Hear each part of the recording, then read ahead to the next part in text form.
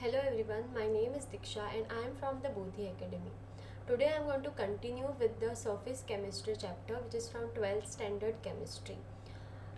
So last time we have covered till applications of adsorption. So today we will see from the catalysis part. Catalysis is we already have familiar with this phenomena, that is catalysis means the phenomena in which we use the catalyst to carry out the reaction or to increase the rate of the reaction. So we have come across many catalysts in organic reactions, especially in many other reactions. So they basically increase the rate of the reaction. So here normal example we take potassium chlorate when heated strongly decomposes to give dioxygen. Now decomposition occurs in the temperature range of 653 to 873 Kelvin, which is very high temperature. But when we use manganese dioxide as a catalyst, then the temperature required is less. That means only 473 to 633 Kelvin temperature is required. So that means when we add the catalyst, it decreases the temperature required for the reaction and increases the rate of reaction. Okay, so that's why catalysts are very important. Now in catalyst, what are catalysts? So the substances which accelerates the rate of reaction and themselves remain chemically inert or chemically or quantitatively unchanged. That means they increase the rate of reaction but they don't get involved chemically in the reaction. Okay, that means they do their work and they leave. So that is the reaction or the reactant products, they chemically they are not involved here in the reaction, so they are known as catalyst, and that phenomena is called as catalysis. So in this we come across two terms, that is promoters and poisons. Now what are promoters? Promoters are the substance. Now these are small questions which can be asked in the exam. So what are promoters? They are the substance which enhance the activity of the catalyst, and poisons are the substance which decrease the activity of the catalyst. So if you take example here, that is Haber's process, that is manufacture of ammonia, molybdenum is used as a promoter. Molybdenum acts as a promoter and iron is used as a catalyst. This is very important reaction, Haber's process. Then in this there are two more terms which are homogeneous and heterogeneous catalysis. Now what are homogeneous catalysis? In a reaction, if there are same phases, okay, for example consider this reaction in which SO2 is in gaseous phase, oxygen is in gaseous phase and SO3 is also in gaseous phase. All the reactant products and also the catalyst that we use is in gaseous phase, then this is termed as homogeneous catalysis. Means every reactant product and the catalyst, every species is in gaseous state or in only one state, so that's why it is homogeneous catalysis. Now this is second example in which the reactants are in liquid state, also the catalyst is in liquid state and products are in aqueous state. So this also comes under the homogeneous catalysis because their phases are same. Aqueous and liquid is considered as the same phases. Then hydrolysis of sugar, in which also they are in aqueous and liquid state, which comes under the homogeneous catalysis. So here the definition is very important and it's easy. So when the reactants and catalysts are in the same phase, the process is said to be homogeneous catalysis, and examples are given below. Then what about heterogeneous catalysis? Heterogeneous catalysis is the process in which reactants and the catalyst, they are in different phases. So you can see here reactant is in gaseous state, catalyst is in solid state. So that is the difference. So that's why it is heterogeneous catalysis. Even in Haber's process we have N2H2, they are in gaseous state and iron is in solid state. Similarly all these reactions. Then this is the adsorption theory of heterogeneous catalysis. Now this takes place in 5 steps. So the steps include first diffusion of the reactants on the surface of the catalyst. So when we carry out the reaction using catalyst, what happens first is the diffusion of reactants on the surface of the catalyst. So catalyst provide the surface and the diffusion takes place of the reactants. Then next step is adsorption of the reactant molecules on the surface of the catalyst. So whatever reactants are diffused, their adsorption takes place on the surface of the catalyst. Then third step is occurrence of the chemical reaction on the catalyst surface. So chemical reaction takes place now. After the adsorption, chemical reaction takes place on the surface through the formation of an intermediate.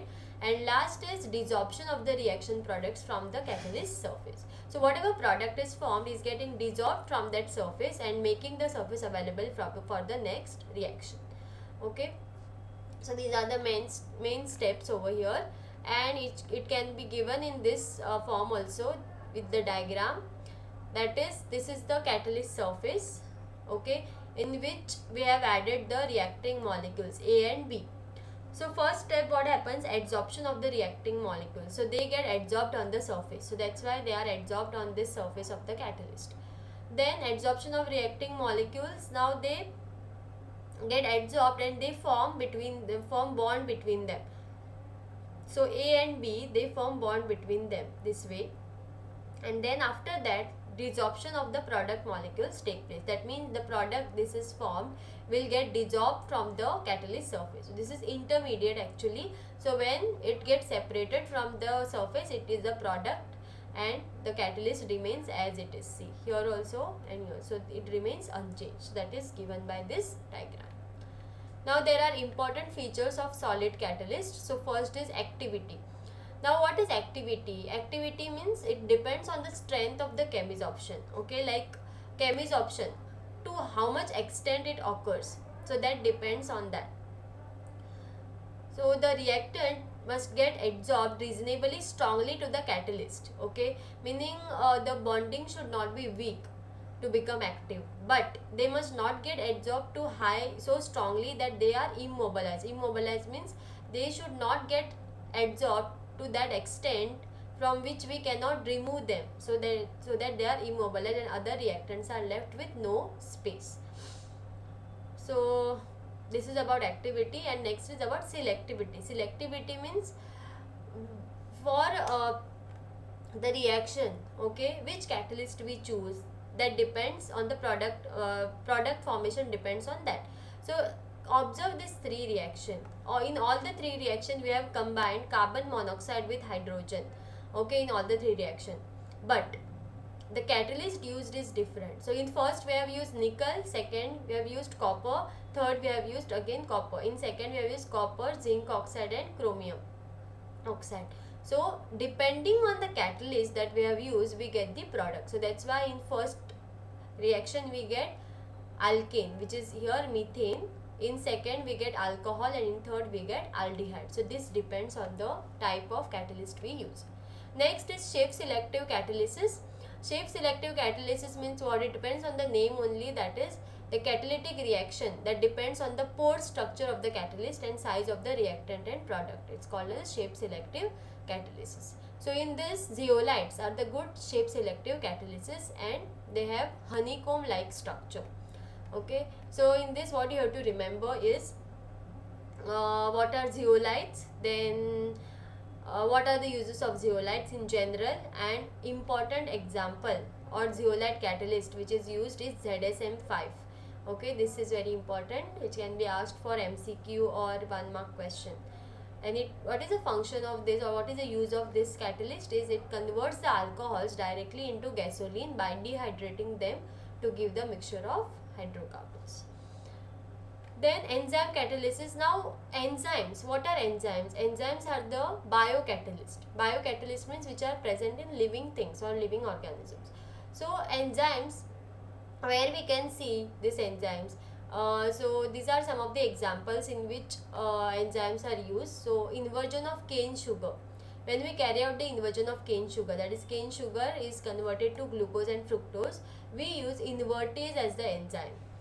Then when we take glucose to, when we convert it into ethyl alcohol and carbon dioxide, we use zymase as the enzyme. Starch to maltose is having diastase. Then maltose to glucose, maltase as the enzyme, and urea to ammonia and carbon dioxide, urease as the enzyme. So these are the enzymes which we use to carry out this particular reactions in the living organisms. The living conversion of milk into curd, it is carried out by lactobacilli enzyme.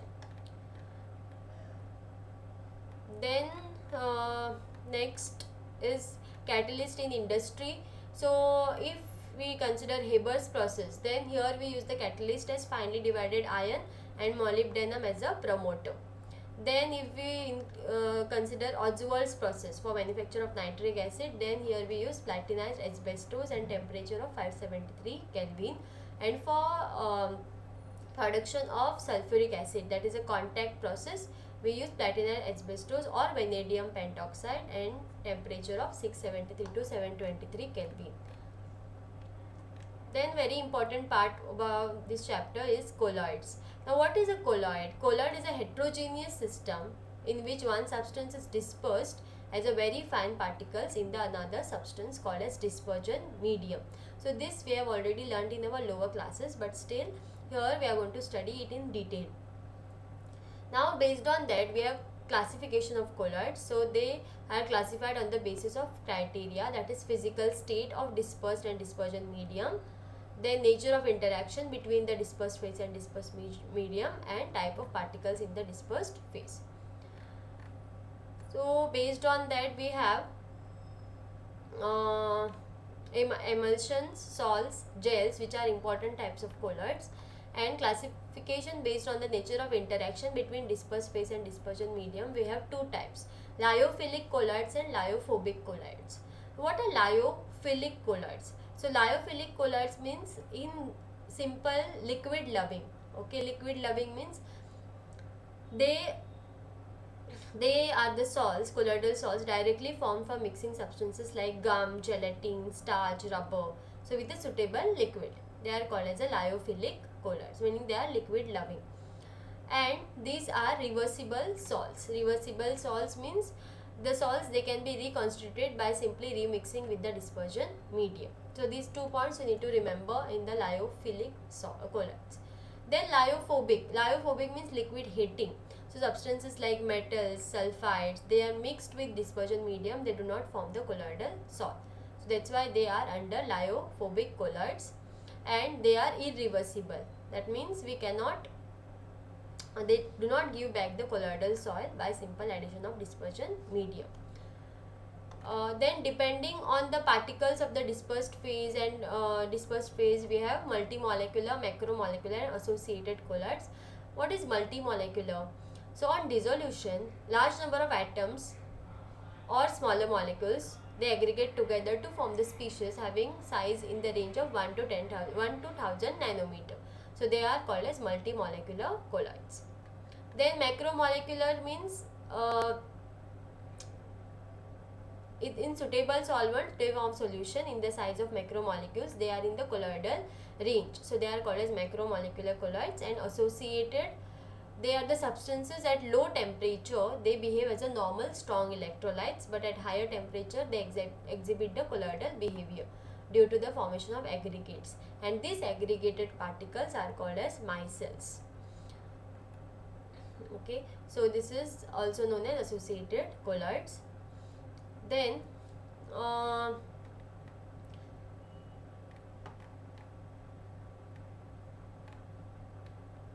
here one more important is cleansing action of soaps, which we have already studied in lower classes, but we will discuss that cleansing action of soaps, in which what happens, that it consists of hydrophobic hydrocarbon like a central core, and cleansing is due to the fact that soap molecules form micelle around the oil droplet in such a way that hydrophobic part of the stearate ion is in the oil droplet and hydrophilic part projects out of the grease droplet like a bristles.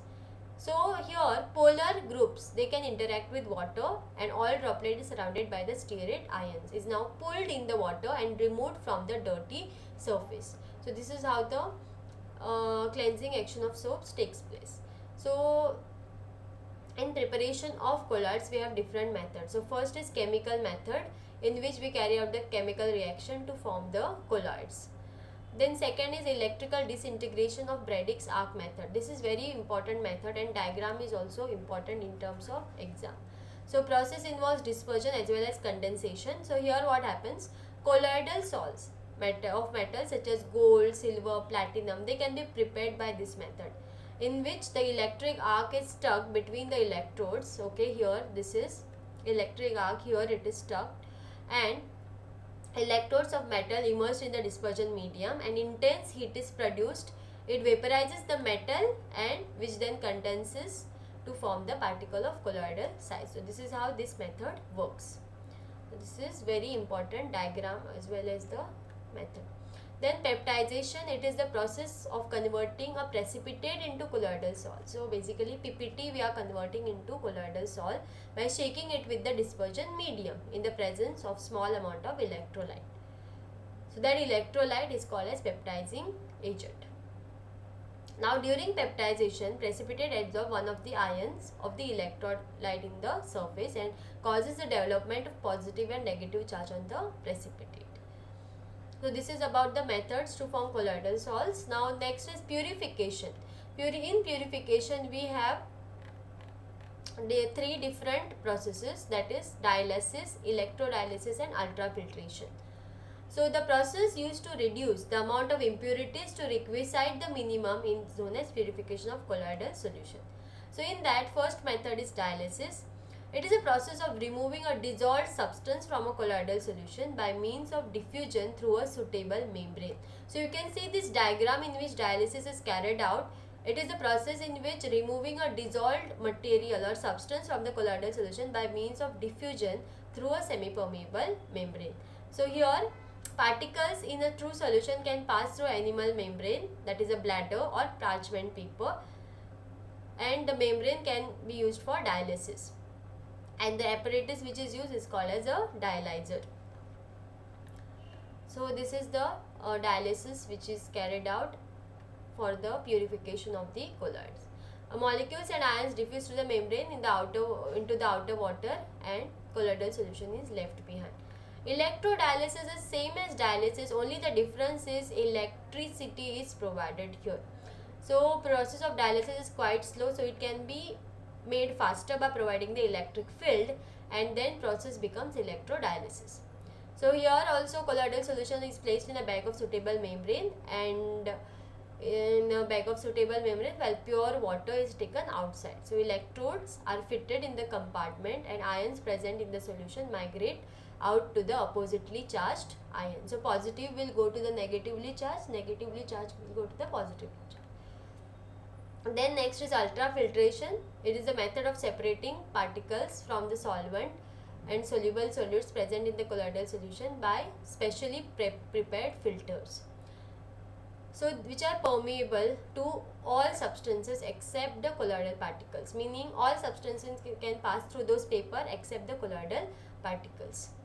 So here what happens, colloidal particles they pass through ordinary filter paper because of the pores are too large, but here they cannot pass because the paper is reduced in size by impregnating with the colloidal solution to stop the flow of colloidal particles. So using this ultrafilter paper we can carry out the ultrafiltration. Then properties of colloidal solution. First is colligative properties. Now colligative properties depends on the number of the particles and not on the size and other factors. So this includes the properties which we have seen in our cell solutions chapter, that is osmotic pressure, lowering in vapor pressure, depression in freezing point and elevation in boiling point. Then Tyndall effect, which is very important here, on which questions are asked. So Tyndall effect is what? So here when when the passage of light, the path of beam is illuminated by a bluish light, the effect was observed by the Faraday and studied in detail by the Tyndall, and it's called as the Tyndall effect. So in simple words we can say that when a ray of light, okay, when in a dark forest, okay, dense forest, when you see through the canopy of that forest, when the light enters to that, so that effect is called as Tyndall effect, which we can see, and that effect was first observed by Faraday and studied by the Tyndall and was known as Tyndall effect.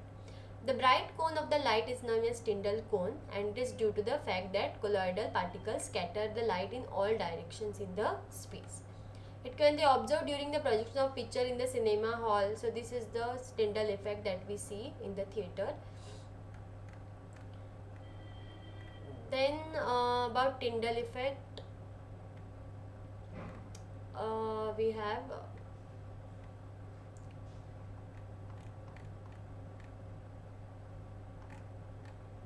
okay, then we'll directly go to the methods which are electrophoresis, coagulation. So this is one of the important diagram which is asked from this lesson, that is electrophoresis. Now what is electrophoresis? Electrophoresis, when electric potential is applied across the platinum electrode dipping in the colloidal solution, it moves towards one or the other electrode. So here positively charged particles will move towards negatively charged particles, and negatively charged will move towards the anode, which is a positively charged. So this is what happens here. So when electrophoresis, that is movement of particles, is prevented by some suitable means, it is observed that dispersion medium begins to move in the electric field. So that's why phenomena is termed as electroosmosis. Then coagulation or precipitation. Now coagulation or precipitation means the formation of PPT. The process of settling of colloidal particles is called as a coagulation or precipitation of the salt, and it can be done through different ways, that is by electrophoresis, by mixing two oppositely charged salts, by boiling, by persistent dialysis, by addition of electrolytes. So these are the methods through which we can carry out this. Then coagulation of lyophilic salts. There are two factors which are responsible for stability of the lyophilic salts. So what are these two factors? Charge and solvation of the colloidal particles. And when these two factors are removed, lyophilic salts can be coagulated, and this is done firstly by adding an electrolyte, and secondly by adding the suitable solvent. So this is where we can do the coagulation of lyophilic salts. And then protection of colloids. Lyophilic salts are more stable. Now this is one of the important questions. Lyophilic salts are more stable than lyophobic salts. Why? Now this is due to the fact that lyophilic colloids are extensively solvated, because lyophilic means they are liquid loving, so that's why they are extensively solvated. That is, colloidal particles are covered with the sheath of the liquid in which they are dispersed. But lyophilic colloids have the unique property of protecting the lyophobic colloids. That means when the lyophilic salt is added to the lyophobic salt, the particles from lyophilic salt, they form a layer around the lyophobic particles, and thus they protect the latter from the electrolytes. So this is also is asked in the exam. And last part here is emulsions.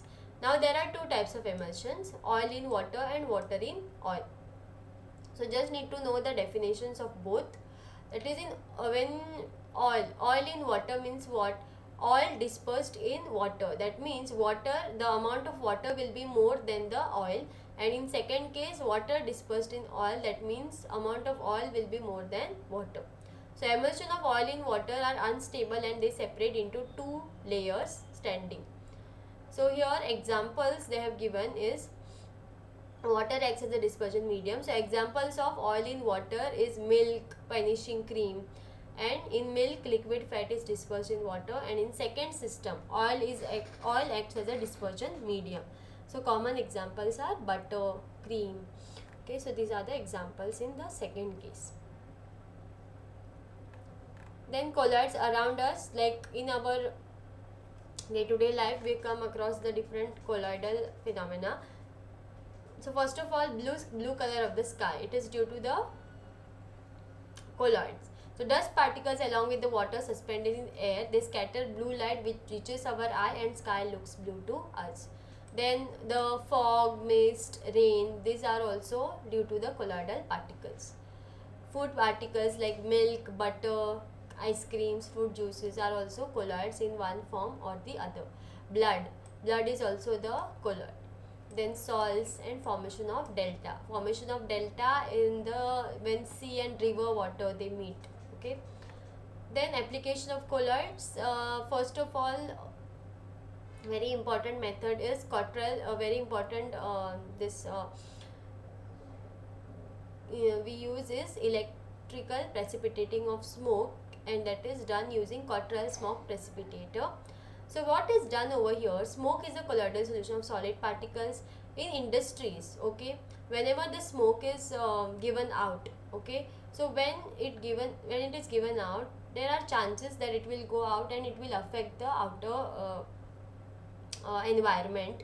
So that's why while using this, what we can do, the smoke comes out from the chimney and led through the chamber containing plates having the charge opposite to that carried by smoke particles. So in this phenomena, the particles which are having opposite charge will come on this, and they will come in the contact with these plates and lose their charge, and they will get precipitated. So that's how the smoke is not given out. So particles just settle down on the floor of the chamber, and precipitator is called as a Cottrell precipitator. Then purification of drinking water also we can use this. So alum is added to water to coagulate the suspended impurities. Then in medicines also, tanning, cleansing action of soaps and detergents, photographic plates and films. So these are the applications of colloids. Okay, so with this I finish the chapter surface chemistry, and will come up with the PYQs of this chapter in the next video and also the next chapter. Okay, thank you.